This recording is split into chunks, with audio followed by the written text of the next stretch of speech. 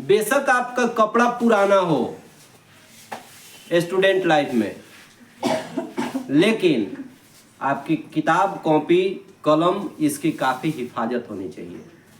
इसकी हिफाजत करके पढ़ लोगे बेटे ना, बढ़िया से पढ़ाई कर लोगे तो आने वाले समय में, आज किताब कॉपी की इज्जत तुम कर दोगे बढ़िया से, आने वाले समय में तुम्हारा इज्जत बढ़ जाएगा समाज में। और अभी जो लड़का किताब कॉपी से मजाक करता है ना बेटा, जिंदगी भर उसको मजाक का सामना करना पड़ेगा, समाज उसके साथ मजाक करेगा। इसलिए बड़ी देखिए, मैं बहुत दुख के साथ ये बात बता रहा हूँ आप लोगों को, मुझे ये बात हालांकि नहीं बोलनी चाहिए। आप अपनी संपत्ति की, रुपया धन दौलत ये सब आपके लिए वो कुछ भी नहीं है। अभी के उम्र में जब तक आप पढ़ाई पीरियड में हैं तब तक आपकी सबसे बड़ी संपत्ति क्या है? वो है आपकी विद्या, किताब कॉपी कलम, ये सब, इसकी हिफाजत होनी चाहिए। जो लड़का, ये सब डायलॉग आप लोग खूब आजकल मोबाइल पर चाहे हर जगह देख रहे हैं, सुन रहे हैं कि जो लड़का 8 घंटा जो है सिर किताबों के पास जो है झुका लेगा, आने वाले समय में दुनिया उसके साथ जो सामने जो झुकेगी, सिर झुकाएगी। तो ये सब चीजें अब कहने की थोड़े है। आप लोग हर हाथ में मोबाइल है, टीचर जो बात बताने जा रहे हैं तब तक आप लोग सर्च कर ले रहे हैं, उसको देख ले रहे हैं, तो उससे कुछ शिक्षा लीजिए ना। बस देख लिए हो गया। इतना साधन संसाधन आपके पास है, फिर भी अगर आप नहीं पढ़ रहे हैं बेटे, तो ये बहुत दुखद बात हो रही आपके जीवन के लिए हो रही है।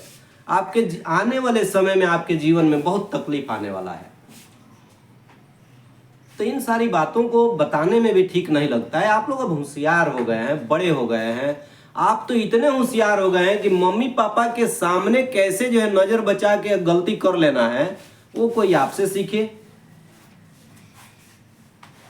तो इतना जब आपका दिमाग काम कर रहा है तो फिर पढ़ाई के प्रति आप अपने आप को क्यों नहीं सजग कर पा रहे हैं? क्या वजह है? ये चीजें जानते हैं कब एहसास होगा? जब बड़े होइएगा और जिम्मेवारी जब आएगी, और जब जाकर ईंटा पत्थर ढोइएगा, मसाला बना बना के आप मजदूर का काम करिएगा ना, जब सरिया ढोइएगा, जब पाइप धो के ढोइएगा, जाके किसी लोहा फैक्ट्री में जब जाइएगा विदेश, जानता है विदेशवा जाने के बाद जो है कौन दशा होता है तुम्हारे पापा लोगों का, भैया लोगों का? जो यहाँ फुटानी तुम लोग कर रहा है, स्प्रे लेकर लोग आते हैं, मार लेते हैं, स्प्रे एकदम गमकता है, तो सब दिखावा है बेटा। जो विदेश में जाता है ना 4th ग्रेड से, मतलब मजदूर बन के, वो बताएगा आपको तकलीफ अपना, कि कितना तकलीफ से जिंदगी वहां जीते हैं लोग। अरे बेहुदा एक के ऊपर एक खाली झुक के उसमें घुस के सूत जाना है। थोड़ा थोड़ा जगह बना के 4 मंजिल 5 मंजिल बेड लगा देता है। ये वो छोटा सा रूम में जो है 20 आदमी 30 आदमी को जो है गूंथ देता है एकदम।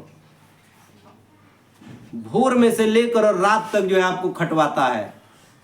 पसीना जो है लोग बताते हैं ना कि कपार में से पसीना मुंह धैले सब देह में घुस के जो है आपका गंजी कपड़ा भिजाते हुए, जो बूट पहने रहते हैं लोग सेफ्टी के लिए, वही में फच फच जो है पसीना चल जाता है। इतना तकलीफ से रुपया कमाते हैं तुम्हारे पापा और तुम्हारे भाई लोग विदेशवा में जाते।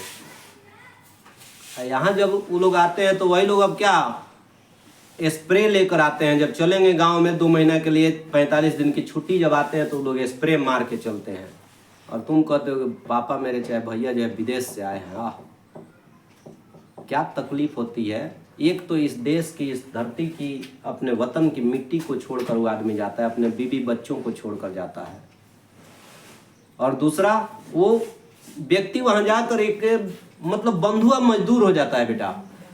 तो ये सब कब एहसास होगा? जब आप बड़े होंगे, और जब इस हालात से जब आप गुजरेंगे, भगवान न करे, जब उस हालात से जब आपका सामना होगा ना, तब आपको मेरी याद आएगी। विदेश से चाहे हर एरिया से लड़का लोग जो है कभी कभी फोन करते रहता है मुझे कि सर आज भी आपकी बातें हम लोगों को याद आती है। अब 28 वर्षों में जो है सोच के देखिए कि इन 28 वर्षों में तो हर क्षेत्र में ना लड़का फैल गया होगा मेरा जी।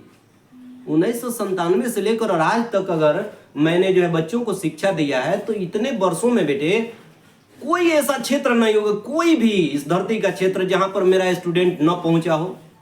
शिक्षा, चिकित्सा, क्या क्या नाम रखें।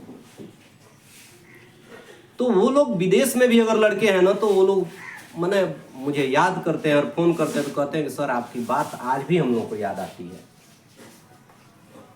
तो ये नौबत आपके जीवन में भी ना आए बेटा, इसलिए कदर करिए, पढ़ लीजिए। पढ़ाई का जो समय मिला है आपको, अपने सिर को झुका लीजिए किताबों के सामने, बड़ा अच्छा रहेगा।